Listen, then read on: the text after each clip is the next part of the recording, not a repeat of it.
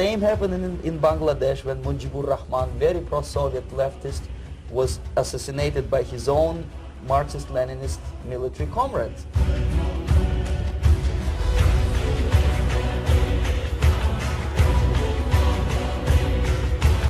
It's the same pattern everywhere. The moment they serve their purpose, all the useful idiots are either be executed entirely, all the idealistically minded Marxists, or exiled or put in prisons, like in Cuba. Many former Marxists are in Cuba, in prison. So most of the Indians who were cooperating with the Soviets, especially with our Department of Information of the USSR Embassy, were listed for execution. And when I discovered that fact, of course I was sick. I was mentally and physically sick. I thought that I'm going to explode one day during the briefing at the ambassador's office. I would stand up and say something that we are basically a bunch of murderers. The immediate impulse to defect was Bangladesh crisis, which was described by American correspondents as Islamic grassroots revolution, which is absolute baloney. There was nothing to do with Islam, and there was no grassroots revolution. Actually, there are no grassroots revolutions, period.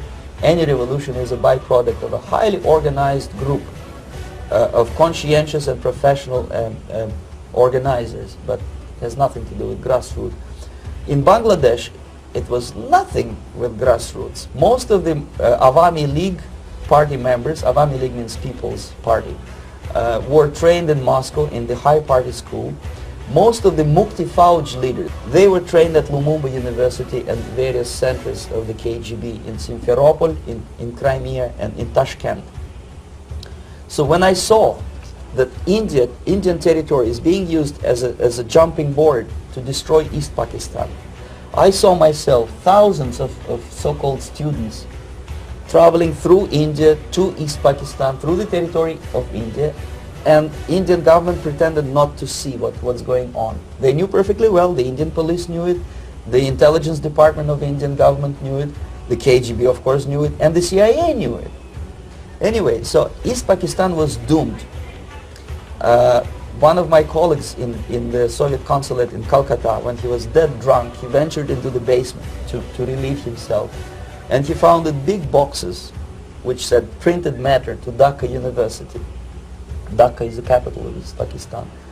And since he was drunk and curious, he opened one of the boxes and he discovered not printed matter. He discovered Kalashnikov guns and ammunition in there. Anyway, it's a long story. When I saw the preparations for the invasion into East Pakistan, obviously I wanted to defect immediately. The only thing I couldn't at that time make up my mind when and where and how.